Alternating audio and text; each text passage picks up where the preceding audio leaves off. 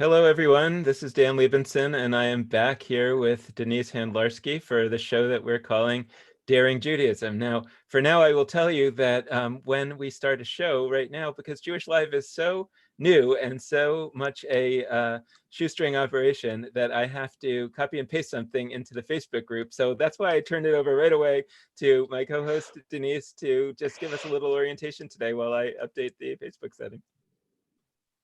Perfect. Hello, Dan, and hello, everybody who's watching. Hag Sameach, happy Pesach, happy Passover. I hope you're feeling good. And this is sort of a really big day because it's both Passover and also the lead into Shabbat. So we're going to be talking about all that stuff. Every week, Dan and I are also talking about what's going on in the weekly Torah portion or different texts, Jewish texts that are being read for people who are attending synagogue or studying on their own or however people connect with text. So today we're going to be talking about parts of Exodus and also the biblical Song of Songs. And we call our little piece Daring Judaism based on Brene Brown's work about daring greatly and how it takes, brave conversations to make change in the world. And we want this to be a place where people say what they want to say. And so our look at text is sometimes non-traditional, but also sort of historically informed. So it's an interesting time to talk about that around Passover, when a lot of people discuss or debate or contemplate the historicity of the holiday. So that's some of what's on tap for today. Looks like Dan's still typing. So okay. Should I keep talking or are you good to go? You can keep talking, but I think we're relatively good to go. There's some new additions to Jewish Live this week, which is that we actually started a Facebook page, which is different from a Facebook group. This is all new to me. God forbid we're going to do Instagram and things that I really don't understand. But actually, I think we should do those things. So at some point, so if there are any, like what's after millennials, if there's any Gen Z out there who would like to help us figure out the right platforms to be on and how to actually work them, since we are, not quite, I mean, I'm Gen X, I'm no boomer here, but still, anyway, we could God forbid a boomer, but we could have some, we could use some help from the younger among us. So if you're watching this show and you like it and you want to get us on Instagram, give me a call. Okay, anyway, so it's great to be here with you. I thought we would start with by the way, I think I mentioned this last week, and so we should definitely get to this week's Torah portion from a secular perspective this week. We always do, but we definitely should, because this is my bar mitzvah portion. Oh, right. So, I forgot. I'm so sorry. Well, no, that's okay. So so I have some 37-year-old insights to share. No, I actually have no idea whatsoever what I said at my bar mitzvah, but I have been thinking about this portion. So for 37 years. So I think that, and by the way, I would add that the reason why this is my bar mitzvah portion, it was actually supposed to be next week's portion, which is Tazria Mitzora, which is all about all kinds of leprosies and emissions and all kinds of things that my mother did not appreciate. And people always joke that's the Torah portion that's like you're super cursed if you end up with that. How do I make meaning out of this leprosy discussion? Right. So apparently, if your dad was the rabbi, as mine was, that you can get out of it. And if you have a little bit of an inside sway. Oh, so, I don't know if that's strictly fair, but all right. No, there was definitely some wrong nepotism going on there, but I was able to release myself from that portion. So anyway, but I think that we're a good place to start would be, which is something that I think we want to start thinking about and talking to people about on Jewish Live over the next couple of weeks, is this question of like, how did it go? How did Passover go in this period, in the period of Zoom Seders and whatever else people have done? So Denise, let's start with you. Like, how did your Seder go? Well, not only how did it go, but like, tell us about what you actually did as opposed to what we talked about last week, which is what we might do. Totally. So I am the rabbi at two different communities. One is secular synagogue, an online community, and we always do our Seder early, and it's always been virtual because we're a virtual community. And so that was great. That was about a week and a half ago, and it was. I always like doing it a bit early because it's a really nice kickoff to Passover. And I feel like I've already got one Seder under my belt, and this year in particular, it was nice. for both me and all the people in the community, because for the first time, lots of them were running their own virtual Seders. So they had a template and had experience with it. So that was beautiful. I spoke about it last week. We did a great go around just to check in to see how people are doing. And then we followed our co-created Haggadah, which we use haggadot.com to build. So I love that Seder. The first night of Passover, I co-led with 3 other people from my Toronto congregation, Orenu Congregation for Humanistic Judaism. And Orenu has its own Haggadah that was written several years ago before I was the rabbi there. And it was actually written by 3 members of the community. So in our congregation, typically Passover is lay-led, which I think is beautiful. So I was there sort of running the tech, and I did an intro and a closing sort of for this particular moment. But it continued to be the bulk of the Seder was read by people who aren't me, and it went really well. We did it sort of webinar style over Zoom. So we invited people from wherever they were to sing along, to, dip the parsley and do all the stuff along with us. And people did. And we had great feedback. One of the things I loved about it is that we first opened it up to members of Orenu and people who are sort of in our typical orbit. And then we opened it up largely to others in the secular humanistic Jewish movement. So we had what we wouldn't have in a typical Seder hosted in Toronto, obviously, which is normally in person, is we had folks from all over North America who didn't know our Haggadah, but had sort of similar Haggadahs in their usual Seders. And so there were some differences, and people commented that they, really liked some parts of it that were new to them. I had so meaningful for me, honestly, and shout out to this person. I'm not sure how this person found us, but there was a frontline healthcare provider in New York City who reached out to me and said, please send me the replay. I only caught the last little bit of the Seder, and I love Passover, but you can imagine what my schedule is like right now. And so I said, of course, thank you so much for your work. We're so grateful to you. And of course, I'm delighted to share the Seder. And then, and so that was awesome. And then they wrote back to me, you're also doing God's work, which is sort of funny. I mean, because I don't see, I'm a secular humanist rabbi, so right. I would never say what I do is God's work, but I obviously am grateful that they would say something like that to me when they're clearly doing, I would say, the most important work that somebody could be doing right now. So that was really special. Work. Yeah. No, yeah. And then my family Seder was, different from normal. Usually we have a big table with, very close family and friends that we've been doing Seder with for 30 years since I was a child. This year we didn't. It was just my parents, my 2 brothers, and my 1 brother is married with 2 children, and my partner and our kids. And we used the, I actually have it right here. I'm still actually sitting at the Seder table, which is not fully cleaned up, but we used the PJ Library Haggadah in every generation, just to make it a little bit more kid-friendly. So it was not secular, but most of my family does traditional prayer anyway. The Zoom worked out okay. Sometimes there were some tech hitches, but mostly it was fine. It was nice to see everybody. And there were some sweet moments, as there would be at a typical Seder. My daughter said, it's too bad we didn't all get together, but it's still nice to see everybody. And I think it went as well as it could. I told you last week, I think there's this really cool sort of Jewish cafe in Toronto called the Free Times Cafe. Shout out to them. And normally when we're not doing, social distancing, they run a great brunch called Bella Did You Eat? And they have klezmer music, and it's like, bagel brunch, but latkes and like all this yummy stuff. And they did a thing where you could have your Passover dinner catered this year. So I did that. So the dinner was really good, and I didn't have to cook it. Nice. That's how it went for me. How'd it go for you? Well, I've been spending so much time down here in my lair, in my basement office/studio here, that thinking about doing the Seder and trying to talk to other people about what they're doing, that I didn't quite spend enough time actually wrapping my mind around like, what are we actually going to do? So it was a little bit pseudo spontaneous, but I mean, it was informed by having spent like literally the entire week, thinking about it in some more diffuse way. So what ended up happening, so the first night we had a more traditional kind led by a friend. But on the second night, it was at our house, and it was at our house led by me and with the people on Zoom.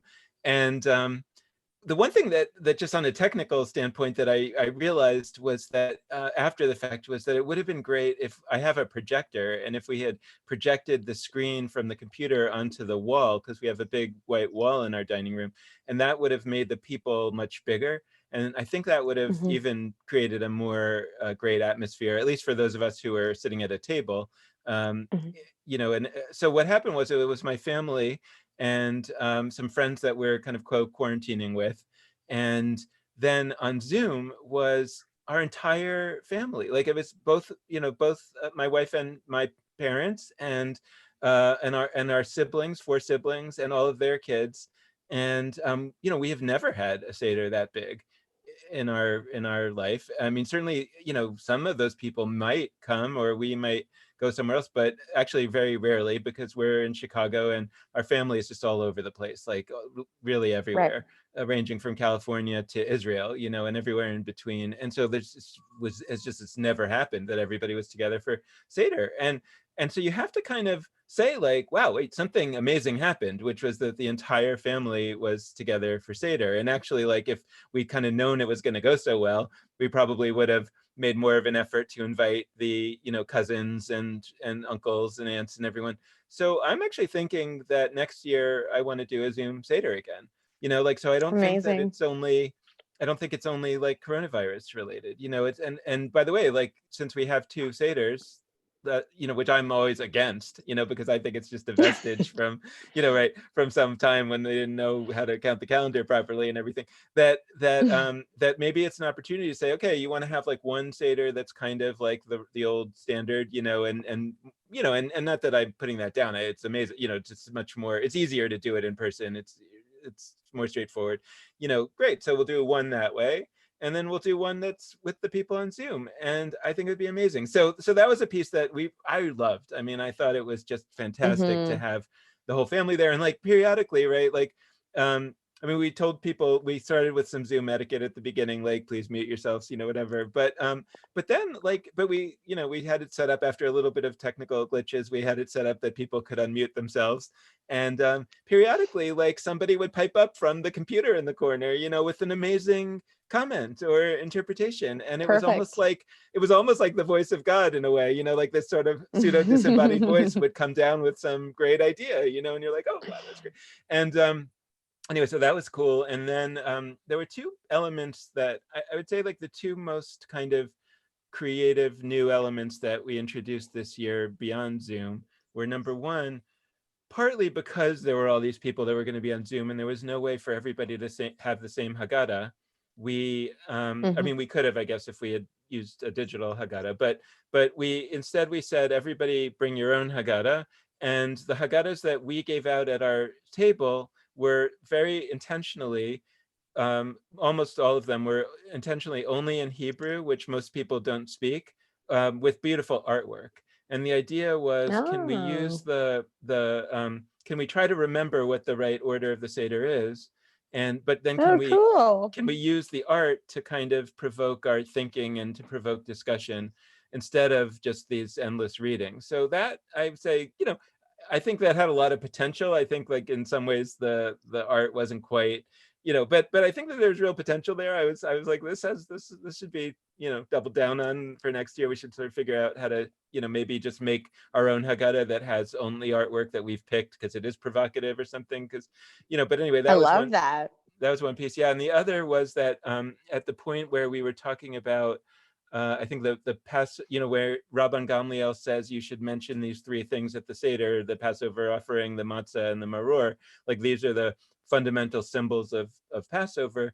We talked about why those were the symbols of Passover. And then we said, well, what would be the symbols of, like, this year's Passover, like the coronavirus, and I think people came up with a mask, toilet paper, Purell and Yeah. Zoom.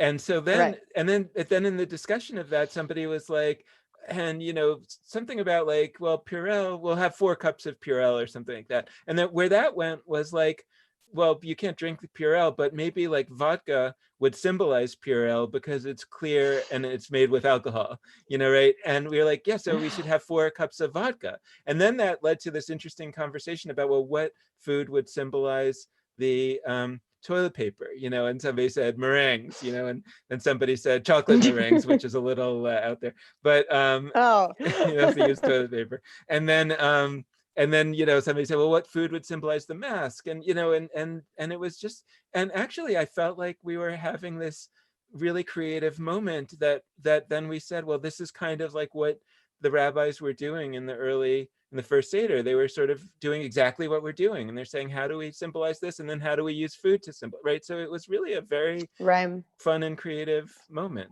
which was not planned, Well, actually. It that's was kind of cool. spontaneous.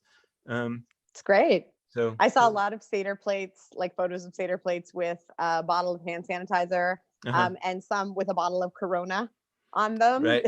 sort of similarly to symbolize our particular moment. Which is interesting because that's not kosher for Pesach, officially. It is not. Look, there's a lot of stuff that's not K4P that people are eating and doing at this time of year. Right. And I have like no anxiety about that stuff. No. But others do. Do you have on your Seder plate any of the kind of more modern, like funky additions to Seder plate? Do you do that?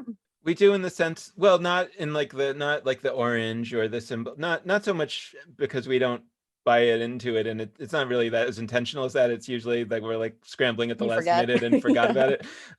But we do have like a little action figure of Moses that we always put on the Seder plate, and we also have a shank bone that is made out of like modeling clay, cool. that my father-in-law, who's an orthopedic surgeon, made one year when we, I think, didn't actually have a shank bone, but then we were like, from a, not that we are vegan or anything, but just from a kind of, modern sensibility sense, it feels better to have a symbolic shank bone rather than an actual bone. I use a beet for it because I am a vegetarian. And I do the orange, which, in case people don't know, you should look it up, but it's like LGBTQ inclusion. I also started last year doing, this is from the Jubilant Haggadah. I think they created it. I could be wrong, but that's where I got it. The Ruth's mix, because I'm in an intermarried house. So Charlie, my partner, isn't Jewish. So Ruth's mix is a mix of chocolate chips, almonds, and raisins. And the idea is they're all delicious separately, but even better together. So it's a nice symbol for intercultural homes. So we do that in our house too. That's very cool. Have you heard anything from anyone else yet about any sort of clever things that they have done? Nothing else like in particular. When you were talking about the art, I was just thinking about the Seder we typically go to when things are as they are. And I have to say, like, I love that you had a great experience over Zoom. For my family, like we actually had a smaller Seder because Zoom's not larger. So I look forward to it being in person again. And we've always gone to, it's like a very close friend of my mother, and that's the house we've been going to since I was a child. And they do like all kinds of funky traditions. One of them that I like is they do have a bunch of different Haggadot out on the table. So when you were talking about the artwork thing, it reminded me. One of the things I like that they do is they're kind of following one main one, but they say, if your Haggadah that happens to be in front of you has something really neat for this part, then please let us know, right? So we get to draw from different ideas and different commentaries from a whole bunch of different movements in Judaism and leaders and thinkers. So I always value that about our Seder. And since I was talking about intermarriage, I'll just add, one of the reasons I do require it to be 2 nights is because, that one of the perks of being intermarried is, like, there's no question that Charlie's going to join my family for Seder. His family isn't doing Seder. His family does, Christian holidays. But my brother, who did marry a Jewish person, they always go to her family on the first night. So if we didn't have a second night Seder, we'd never all be together. So there are some advantages of this weird diasporic tradition of having 2 Seders. Right. It works for us. Right. I mean, what I had been playing with before this whole coronavirus thing happened was the idea of actually sandwiching the Seders, one on the first night of Passover and one on the last night of Passover, and that maybe the first night one would be the one where we feel like become slaves, and the last night one would be the one where we become free, and that somehow that would make Passover more powerful as this reenactment of a period in our history and then coming out of it. And by the way, like, I think that that's going to be interesting down the road whenever the coronavirus quarantining ends, just to think about like how we might, I mean, we may just want to forget it, but if for some reason we want to remember it in some way, that like, right, Passover is a choice. We could have chosen to forget that we were slaves in Egypt, but instead we chose to remember it. And that, because I think that remembering it would make us live in a certain way that we want to live. And if remembering the coronavirus period maybe, for example, makes us more open to the cries of those who don't have health insurance, for example, then it would be a beneficial thing to reenact on an annual basis, so that we remember that there was a time where we all fundamentally didn't have health insurance, couldn't insure our health. And it feels like that the question is like, well, what is that going to look like? What might that reenactment look like? And I think that if we can figure it out for coronavirus, then we may want to use that to go back and do some reimagining for Passover, because I really just don't think Passover's working generally for most people to accomplish what I think it exists to accomplish, which is to remember that we were slaves, so that we will conduct ourselves differently in the year ahead. And anyway, so I kind of, I'm not, to me, and as I sort of work on, I mean, it may be that we need more than 2 Seders now, because we should have the first night and the last night. We should also have the middle Seder for Zoom, and like, we should have a lot of, I don't know, like, but I think that there may be some creativity that comes out of all this. I would say, by the way, we created kind of a resource hub on Jewish Live, and it's interesting. Now I'm thinking about it. We created this whole set of resources, and it was really meant to be to help people find resources as they have a digital Seder for the first time out of necessity. And it turned out that there was like a lot of resources that only came to our attention late in the game, and by that time, like, I was like, very tired and couldn't add more to the website, and it was just like overwhelming.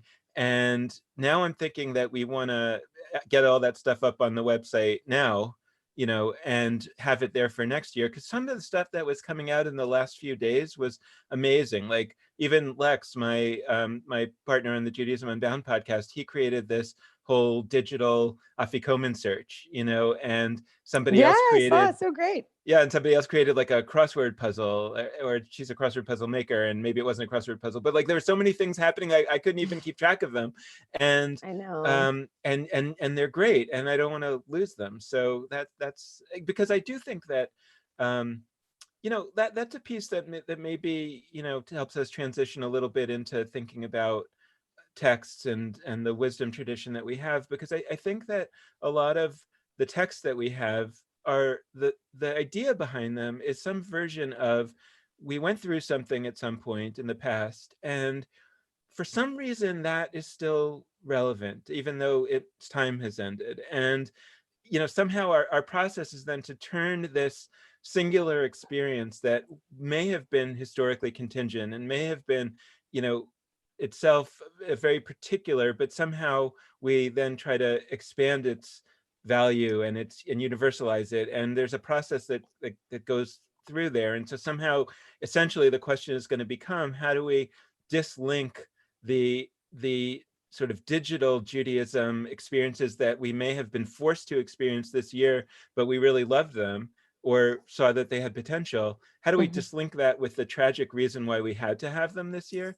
And how do we actually understand that they were happening before anyway, and or they weren't happening before, but because of all kinds of phenomena in our society, like now we live so far away from our families, they kind of should have been happening before, because why because as soon as Zoom was invented, why didn't we immediately start having Zoom Seders? Because yeah, you're right, like, so there's a loss there, but also there's such a gain, like, to be able to get together with family. So how do we how do we move forward from this? I I think mean, is what's on my some mind. digital synagogues were having Zoom Seders. That's I just true. want to That is say, true. I like, should. this isn't the first year. Right.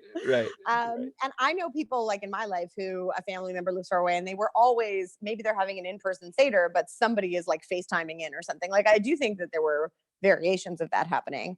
But that's exactly, I mean, secular synagogues started for exactly this reason. We have this technology. And as you're describing with your family, like we experience in our community, people from all over the world joining. We had someone in Cape Town, we had someone in Scotland. Like, it's amazing to be able to do this kind of stuff. Yeah, I do think we'll come to the text question in a second, but I do want to just really give a shout out, and I gave a shout out on my social media, including Instagram. I can help you with Instagram. Okay. We'll give you a call. Perfect. So, so on my social media, I said, like, I just think we should be thanking really profusely all of the Jewish professionals. And like, I'm part of it, but there's way bigger than me. Like, you guys and so many lay leaders and Jewish educators and cantors and folks who created so much content this year while doing everything that everybody else is doing, while dealing with their own kids and trying to figure out how to get their own toilet paper and all that kind of stuff. They really put so much beautiful work into creating stuff so people could do DIY Seders or online Seders. And we're going to still have all those resources, all that stuff you're adding to the website and keep adding to the website. Like, we created all of this and now it's just out there. And I do think that's really special and beautiful. And as you're saying, it came out of something that we wouldn't have wished for, but how nice that so many people for the very first time created their own Seder and said, like, I can do it. I always just relied on like the patriarch of my family in many cases to do it, and I didn't feel like I had that active role. So much of what the Seder tells us, like with the 4 children in particular, is like, this is for you. You have to take an active role in this, and this year more people did out of necessity, but with lots of support from all this cool stuff that people created, being like, we need to make sure that everybody can do a meaningful Seder, even if they're completely alone. And I will just also say, it's not the people I serve. Everyone I serve is perfectly happy to use technology on, the holidays, but there are people out there who are more observant who wouldn't. And so they were completely alone. And we made sure that they had stuff and that they could feel connected even when they were literally by themselves without even internet to connect with other people. So I think it was beautiful. And I'm really proud that I was part of it. I wouldn't have chosen it, and I obviously hope this ends sort of soon. But actually, what a unique way to do Passover, and I'm happy I got to experience it. Yeah. I'll just note, because as you were talking, I was thinking, I mean, of course, we hope this is going to end soon, sooner, but like, I was thinking, if we, in 7 weeks from now, we have Shavuot coming up. Now, Shavuot's a holiday that most people don't actually observe.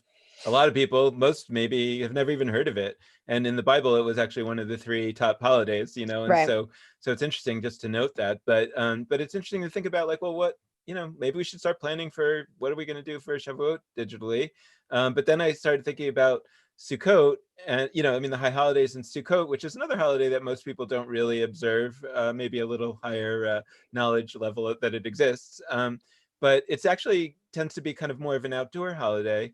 And I was thinking, like, well, what would that look like, in digital space? And first of all, you can go outdoors, you just not congregate there. So that's something. But the other thing that I was just reflecting on is that in the last week or so on Jewish Live, one of the organizations that's really started to get on Jewish Live is an organization called Wilderness Torah, which is an outdoor-based organization.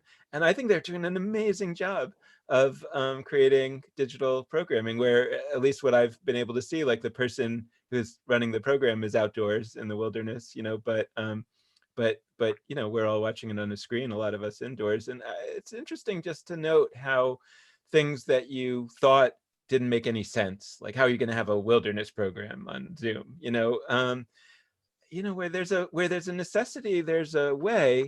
And then the thing that I kind of want to point to is that the necessity was actually there before for many, many, many people. Absolutely. and is the easy cases to explain this, right, are the people that had disabilities, or that had multiple chemical sensitivities, or immunocompromised, or elderly, or whatever reason that it's hard for them to get out of the house. They were already experiencing this basic situation that all of us are now experiencing. And so I think that there's an opportunity here to call us back to some deep principle that I think Judaism generally tries to call us to, which is to empathize with those whose experience is different from ours, because once upon a time we also had that experience. And if this isn't a time like that, and that's why I think Passover is such an amazing time for this to have happened, because Passover is the Jewish story where we tell that most explicitly. I don't think it's only about Passover, but I think that Passover is the one that it's most explicit in the holiday practice that people know.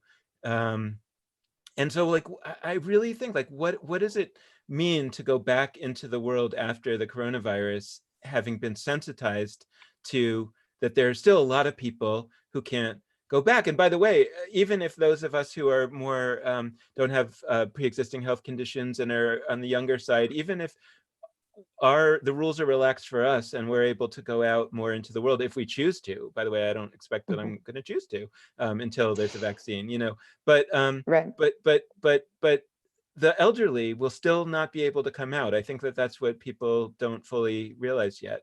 And the immunocompromised will still not be able to come out until there's a vaccine. And shame on us if we who can go back out into the world and forget about those folks who are not, right after having had this experience. But that is the most likely thing to happen, and that's what our myth tells us, right? I mean, that when you look at the Exodus and the myth of the wilderness, right, is the idea that as soon as they can, a lot of people say, we want to go back to Egypt. And so I think that it's worth kind of focusing on that now while we're still all stuck here, so that we can kind of ask ourselves, like, what are we going to do when it's over? It'll be interesting to see. And, I, especially as a secular humanist rabbi, I say, we're all nonprofits here. Like, we don't know what's going to happen. We can't predict the future. But I don't know. I think there is a real potential that people will be like, okay, great, we can go back to normal. I also think that there are a lot of people who, sort of like you're describing with your own Seder experience, are like, oh, I like this better in some ways. Like, obviously we would prefer to have a little bit more mobility and a little bit more freedom of choice in terms of how we, where we go and with whom. But I actually feel like a lot of people are sort of digging some of the stuff going on right now, being like, it's nice that I can do some of these things in my pajamas. It's nice that I'm not rushing around so much. And certainly for the sake of people who won't have the ability to go out when some of us have that ability. But I actually think for all of us, as you were talking, it reminded me of, because I also am an educator, like not even particularly a Jewish educator, but I became a high school teacher. That was my first career. And I currently teach in a teacher training program. So I train the people becoming teachers. And when we talk about special education, folks with learning differences and sometimes disabilities, but all different kinds of learning needs, we often say, the stuff you're going to do for to meet the needs of those learners, that's probably going to benefit everyone in the class. Right. And so I think this is that moment. This is the moment of universal design, in a sense, right? Where we're like, we're learning that, say a word about what universal design is, because I think you're right. And I think people don't know what that is. Yeah, so universal design came out of the architecture world originally, but now it's a concept more broadly applied. But if you think about it from architecture, it's a good way to understand it. If you were going to build a building from scratch, what would you do to it to make it maximum accessible for folks? And that we often think about, like, ramps and elevators. Sure, that's a good starting point, but also, lighting and different ways to experience whatever information is happening there. Some of it orally and some of it visually, and some stuff you can aesthetically touch, and door frames that are really wide for all different kinds of mobility devices, and cool natural features for people who are going to be soothed with that, and so all different kinds of things. So, but like, it turns out, world, But it turns out that when you, for example, build a door that's wide and when you're intending it for someone who may be in a wheelchair, that works amazingly well for somebody with a stroller, Strollers. right? And so the idea, or a family that wants to come through together. Like there's all different kinds of things. So the idea is that Yeah. that people think of design for people with disabilities as like some nice thing we're doing for people with disabilities, but it turns out that usually when you're designing for maximum inclusion, it turns out that you actually are maximally including people that you didn't even realize that you were maximally including, that were being kept out before. And those might be people more like you, more like people that you imagine yourself to be. And everyone benefits. Works out. Everyone benefits from, right. Yeah, everyone benefits from purposeful lighting. Everyone benefits from just, easier access to things in all different kinds of ways. So when we talk about universal design for learning, it's similar. We say, build your classroom as much as possible to meet the needs of everybody. So first of all, so you don't have to change things for individuals all the time. But secondly, like if you have ways to access the same information orally and visually and kinesthetically, that's going to benefit all the learners in the class, even the ones who are neurotypical or don't have a learning disability. I think Jewishly now, we're figuring that out better, right? There were already amazing inclusion movements before this, but as you're describing, there are a lot of people who are like, yeah, I could have used some of these resources for all the Passovers I've had up until now. And this year I finally had stuff that could make it, what I wanted it to be. At least we're getting there, right? And I think we are learning. I mean, I'm sorry I keep saying it, but like one of the reasons I started Secular Synagogue was for that kind of access for people who are stuck at home. In my case, it was because I had young kids, and it's really hard to get a babysitter every time you want to go do something. And also, like a lot of people, I was juggling multiple jobs and family responsibilities, and I'm just tired, and I needed something online because that was the only way I was going to tap in. Because if I had to choose between like schlepping across town to something and having to put on real clothes or streaming Netflix, I would choose Netflix. And now we're at a time where everybody is sort of streaming Netflix, but also being like, oh, or I could join this cool Jewish Life program or the Secular Synagogue thing, and that's awesome. I can do something meaningful with the time when I'm at home. Right. Yeah. So more to come on that. I mean, I think it's just something that we want to be thinking about, and yeah, I think that you're right, like about saying, Secular Synagogue was already there, Judaism Unbound was already there. Like and it's not because we are some kind of prophets. It's because we were already serving people that we knew were there, including ourselves, for different reasons. For you it was you had a parent with young children. For me it was, I also, actually, because I'm a parent, or I was a parent with young children, and I was struggling to find time to read. And I started to listen to audiobooks and then podcasts, and I started to understand that, if I was really only able to experience, information and to learn and participate in this way, then probably I wasn't the only one. And so it's things like that, so we may, it's interesting that I feel like, for the last 4 or 5 years, one of the struggles with Judaism Unbound, which has been going great. I mean, it's not like it's a struggle like, oh, it's difficult, but it's like, oh, why can't we even reach more people, was kind of two main things. One is that there are still a lot of people who weren't accessing digital tools for anything. It's not that they weren't listening to Jewish podcasts, they weren't listening to any podcasts. It's not that they, right. And what's amazing now is that there's probably not a single person. I mean, that's an overstatement. There definitely are, and it's tragic, but there are a lot of people in the world. Let's put it this way. Sorry about that. There are a lot of people. There are a lot of people who previously had zero contact with digital means of community learning experience, who now have. And so on the other side of this, it's a whole different situation. On the other side of this, it's like, of course you listen to podcasts. Let me suggest this Judaism Unbound podcast that you might enjoy, right? That's going to be a totally different conversation than somebody that says, I don't know how to get a podcast, right?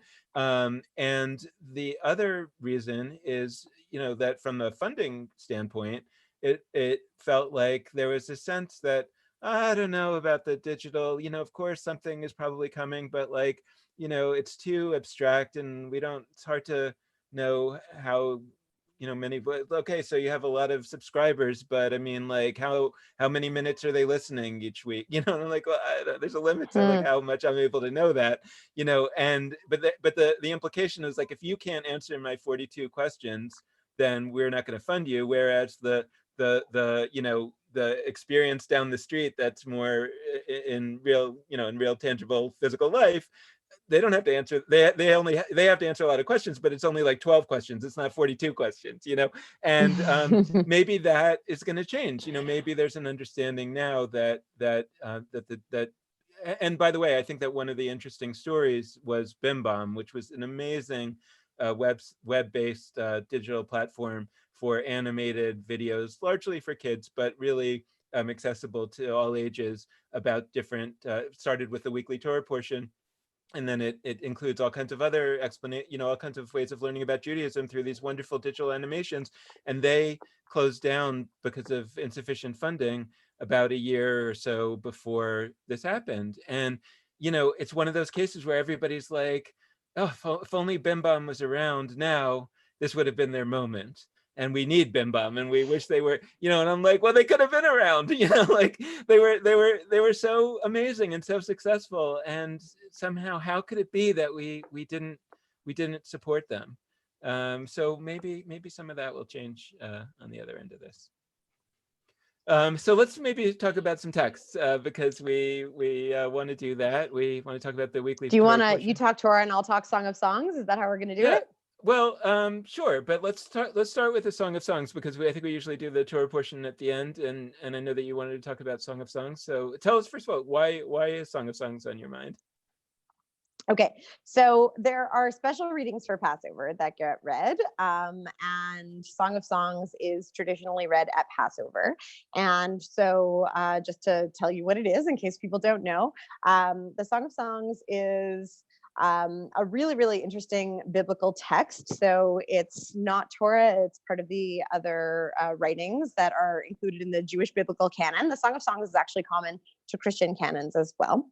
And sometimes people know it as Song of Solomon. It's the same thing.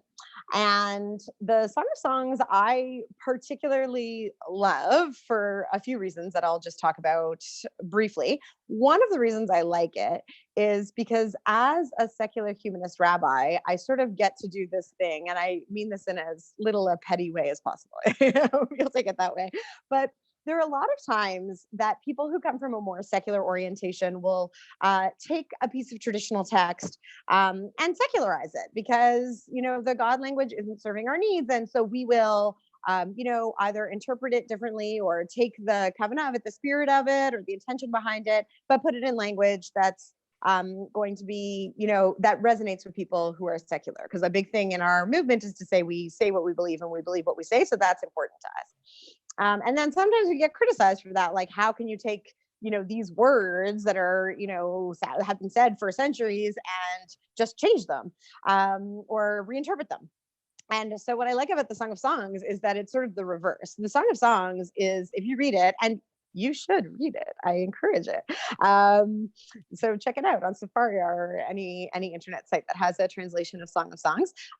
It's really just erotic poetry that really is secular and then made its way and got reinterpreted by rabbis who wanted to include it in the biblical canon.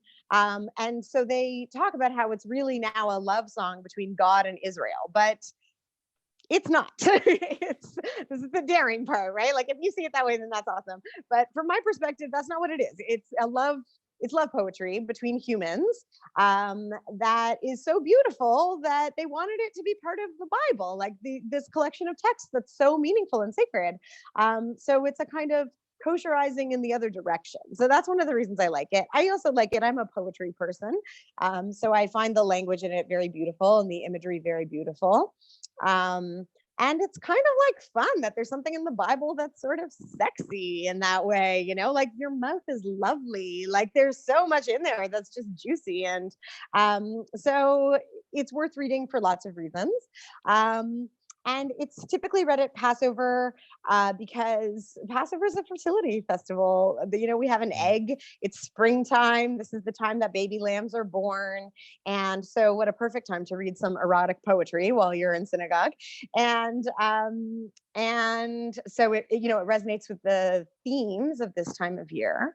And so I really like that this made it into the Bible, and I really like reading it. So it's sort of a special text to me. Yeah, well, and that's an interesting and important reminder that Passover wasn't always what we experience it as being today. That meaning that Passover, right? All the Jewish holidays have these phases that they've gone through, and early on, Passover, likely before there were any temples, Passover was a holiday or there was some holiday celebrated by the Jews, the proto, they weren't the Jews, the Israelites, the Hebrews, the proto Jews, and it was probably much more focused on being a spring festival, being the barley harvest, the fertility times. Exactly. There's all kinds of ancient Mesopotamian stories that happen at this time, and so in that sense, there's also a retention of the earliest version of Passover by having the actually most controversial book in the Bible, or one of the most controversial books in the Bible, being read on Passover. And right, and maybe the reason is as simple as it's reminding us of a certain origin story of Passover that's almost kind of like you can imagine kind of some early rabbi saying, how am I gonna kind of cleverly get maybe even like a secular humanist rabbi back in the old days, saying, how am I going to make a little hint here that it's not quite what, you thought it was, right? And so I'll tell you the Song of Songs. It's because it's a love story between God and Israel. And of course, God loved Israel so much, he released them from slavery. Okay, they'll buy that argument, but sure. but really it's this reminding us of the previous version of Passover. So that's really interesting. I have to admit that I'm not really an expert on the Song of Songs, so I don't know that I have any like deep cuts on the Song of Songs, except that I feel like there were like memes that I saw recently, because they have this like really weird kind of love metaphors in there, like your eyes are like those of a deer or something like that, and right. some of these things that you're like not sure that I'm gonna that's what would woo me, but well, I mean, the natural imagery is all over it for sure. I do think it's partly connected to the agricultural nature of some of our earliest, that's what people were praying for, was for rain and for a good harvest and that sort of thing. But I mean, we should probably say, like, you've probably heard the bit of the Song of Songs, Anila Dodi Vadodili, I am my beloved's and my beloved is mine. If you're a lit person, that's also where Toni Morrison's Beloved comes from. And she has a novel called Song of Solomon. So she draws on it a lot. And I'm a real big fan of Toni Morrison's work. So there's fun ways that it sort of filters through literature in all different kinds of ways. And do you know why? Do you know why she is like? What was it that attracted Toni Morrison in particular to Song of Songs? Do you know? I actually don't know why that particular text, but what Toni Morrison does with it in Beloved, if this is a real tangent, we're at a Jewish text now, but we're the people of the books. So I consider Beloved a Jewish text. It's such a powerful text, and it's about slavery, so it's very good to talk about at Passover for sure. There's lots of resonances, but in Beloved, there's she takes that idea of possession, which is sort of interesting to think about, because we think of it as often a romantic idea, like I am my beloved's and my beloved is mine, but she plays with like, what does it really mean to belong to someone, and therefore even have the right to kill them justly if it means protecting them from pain. So it's a really interesting novel that's a parallel text to the Song of Songs. The other piece that resonates that I think she might have been thinking about, I haven't actually read this, so I'm sort of hypothesizing, is that there are references in the Song of Songs that the character is darker. And so a lot of people talk about the race. What is the race of the person whose words we're reading when we read the Song of Songs? So that might have been part of it too. Well, so the only thing that I would sort of mention just in closing on this is that there there are these traditional books that are read on the various holidays. The Book of Ruth, you talked about Ruth's Mix. The Book of Ruth is traditionally read on Shavuot, Song of Songs on Passover, etc. Obviously, the Megillah, the Book of Esther on Purim, and it's an interesting subject of exploration. I mean, there's so many elements of, I hesitate to call it traditional Judaism because that's not the point. I think that one of the things, and I forget if we talked about it back when you were on the Judaism Unbound podcast, but I mean, there's this kind of notion that Jewish life in the old days was what we call today Orthodox. And that somehow all of these other movements, whether they're conservative, reform, reconstructionist, renewal, or secular humanistic, and people would say, well, of course, secular humanistic, that's very modern. It's like, well, yeah, as a movement, right, all of these are modern. Orthodox is modern. There were no movements of any kind. All the movements are modern. But the orientation, right, the notion that there were people out there who didn't believe in the same way and nevertheless took seriously the stuff of Judaism is as ancient as the material itself. And we have, and I think that every movement, including the secular humanistic movement, can point you to some ancient or classical commentators who are clearly expressing an orientation that is in line with that movement. And some of them are more explicit, like the renewal movement will point to the Kabbalah and, is saying, well, this is so much, or early Hasidism. I mean, people don't know. Now we think of Hasidism as ultra-Orthodox, like that they're even more Orthodox than the Orthodox, right? That's what ultra-Orthodox means. But back in the day, when Hasidism first started, it was considered a scandalously, quote, reform movement. Radical. Right?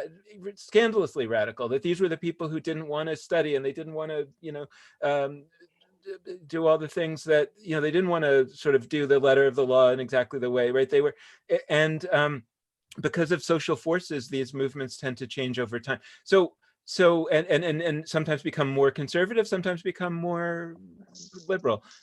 So I say all that just in the sense that that I think that it's worthwhile to kind of look at these at what we had before, basically before the Enlightenment. It was in the Enlightenment, which is 200 years ago or so, especially when it hit the Jewish world, that sort of made all kinds of movements happen and all kinds of ideologies more explicit, and say, and it caused all kinds of divisions. And it's not that there weren't those divisions before, but they weren't in the form of movements. And I think so. So right. I don't know the language, I don't know the word to say that in the time before the Enlightenment, right, there were all these there were all these thoughts about like how to attach different elements to the different holidays. And so when you see that the Song of Songs is attached to Passover, that attachment happened long ago, 1,000, 1,500 years ago. And what was in the mind of the person who attached it? We don't know. And I think that here, at least in terms of daring Judaism, right? I mean, we would empower one to use one's imagination and to say, well, gee, maybe the person who attached it to Passover was someone who was thought like me, and I don't have to accept the traditional meaning. And here I mean traditional in the last 200 years, what's called traditional interpretation, that it was some pietist, who had a very particular, kind of theological, right, that of course it was about God. I mean, it may or may not have been, but I think that that we should feel empowered to think about it more daringly, right? Well, speaking of thinking about it daringly, sorry, can I speak for 1 minute before you do your Torah? I don't want to lose it, but I mean, please. An important question for this time of year, particularly as the text tells us, the stuff we read at Passover tells us, you were slaves in Egypt and were to behave that way. You mentioned it earlier, but it's an interesting thing right now. Like, a lot of people today, based on our very contemporary tools of archaeology and historiography, don't believe the Passover story. The Exodus story is literally true, is historically true. I don't believe it historically happened, certainly not the way it's described. And I imagine through history, there are people who were like, so the sea parted, like, so I'm to literally believe that this happened, right? I don't think we're the first people who have questioned the historicity, even though we're commanded to believe not only that it was historically true, but that we were literally there as individuals. So Right. there's this very interesting doubling that happens, like you have to believe it, but you probably don't believe it, right? Right. And that's very interesting to me. So yeah, as you're imagining folks through time being like, what do we do with these texts and traditions? If you're a questioner, you probably are in better company historically than you think. Right. I mean, I would say, like, if there are things that we don't believe today, there were people who didn't believe those things at every point in history, right? A 100%. And the question is, what was their life like? How did they interact with all this? Mm-hmm. So let just in the 5 minutes that we have or so, I just think let's touch on this week's Torah portion, because one of the things that we wanted to do in this show is provide a kind of secular, again, I'm not sure that I totally love the terminology, but a secular meaning a not traditionally believing, a non-pietistic take on the Torah reading for those for whom that would be helpful.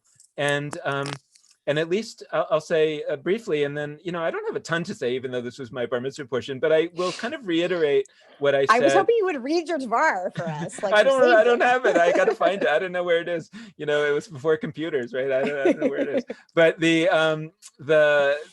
but this would not have been it. But so this week's Torah portion has two major parts to it. One is the laws of kosher, or at least some of the key laws of kosher. Basically, which kind of animals can you eat, not the milk and meat business, but like which kinds of animals are kosher, basically. And the other is this weird story of Aaron's sons coming in and bringing, quote, strange fire into the altar area and being struck down by God and killed because they did this wrong thing. And it's not really, I mean, there's all kinds of commentators. One of the questions is like, how much do we care what the commentators said? Meaning, we don't care in the sense that, like, of course, it's wonderful things that they said, but I mean, we can also go back to the original text, and just because a commentator said something 500 years later doesn't mean that that has anything to do with what the original text was really about. So it's just, we are equally empowered to go back. They may have been remembering a memory that was the interpretation from the first day the text was written, but they may not have been. So we don't know. So I think that it's worthy to just go and read the text and say, well, this is what I'm thinking about. And the one thing that I would say is that the book of Leviticus, which I think I mentioned this last week, like, I really don't connect with usually, I'm finding new resonance with this year, because I feel like the book of Leviticus is basically as strange. The reason why we don't connect with it is because it's all this strange business about the sacrifices, and that's about, like, so much of what's in there. And what has struck me was that it was equally strange to the Israelites themselves at that time, because they were coming from Egypt, which had a very different religious practice, and they themselves had they weren't offering sacrifices and stuff. They were these poor slaves. They didn't have priests. That was a new category. So they're being told they're just in a traumatic fashion, they are thrust out of their lives that they had, just like us today. And a new Judaism is kind of being told to them. And they are fine. And I'm sure that they were going like, what? You're saying that we're supposed to, bring our best goat to, sacrifice to God, and then the priests are going to eat it? We're not even going to get to eat it. Like, I don't know that I like this system so much. So they were probably as alienated by the system as we are now looking backwards at it. And that actually that actually resonates with me today, because I feel like there's potentially, like, this new Judaism being imagined here in the digital wilderness and maybe beyond. And so again, it's kind of like, okay, well, maybe this story is resonant again. And so then I'm thinking, okay, what about this business with Aaron's sons offering the strange fire? Because they were just appointed as priests. So they were basically just appointed as this new kind of leader. And right away, they did something wrong. And as a result, they were killed. We could also interpret that as, like, they were basically at least fired. They did something so wrong. And the question is, what was so wrong about it? And I don't know that we know, but the thing that struck me was maybe, by the way, one thing that the Torah does say right after that, soon after that, is it instructs Aaron to not be drunk when he's bringing the sacrifices. So maybe what they did was they were drunk, and that was why they did something bad. We still don't know what the bad thing was. But another thought crossed my mind, which was that maybe what they were doing was something from the old world, like, right, meaning maybe they were the strange fire that they were bringing was actually not strange at all. It was something from the time when they were in Egypt. And what was wrong, what they did was that they didn't allow the new thing to be the new thing. Instead, they tried to introduce old elements back into it. That was kind of like, again, whether that's actually in any way what was the intent of the storyteller, I have no idea. But it did strike me as like, well, that would be something to be concerned about today. It's like there's this definitely sense that we're in this new place, this new, and how much of the stuff, the metaphors, the institutional structures that we had in the pre-corona time, how much of those are appropriate to bring into this new, even this temporary time, and or what's going to come ahead. And it's not so clear. And I think a lot of people's impulse is to bring as much as we can. And I wonder if maybe the better impulse is to start sort of from scratch, start fresh, and that doesn't mean not bringing any of it forward, but it means that the driving orientation is building something new out of the old bricks, let's say, but not trying to bring an entire structure from the old place into the new place. I don't know, something like that. That was kind of what struck me. I don't know if you. Very interesting. It's very daring to suggest such a thing. Anything in your notes on this topic before we wrap up?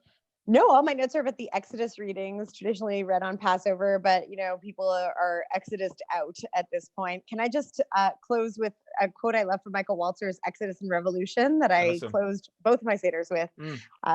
And so Exodus and Revolution is a great book to read right now. I like it for lots of reasons. And he writes, standing on the parted shores of history, we still believe what we were taught before we ever stood at Sinai, that wherever we are, it is eternally Egypt, that there is a better place, a promised land, that the winding way to promise passes through the wilderness, and that there is no way to get from here to there except by joining hands and marching together. Isn't that beautiful for this particular year and every year? Yep, definitely. That's a great note to end on. So thanks for another time of daring. Always good to talk to you. You too. And we'll be back here next week, same time. And I can't wait. And next week's Torah portion is that one that my mom wanted me to not have. So that should be some interesting conversation about leprosy and all kinds of bodily emissions. So looking forward to that. We'll see you next week.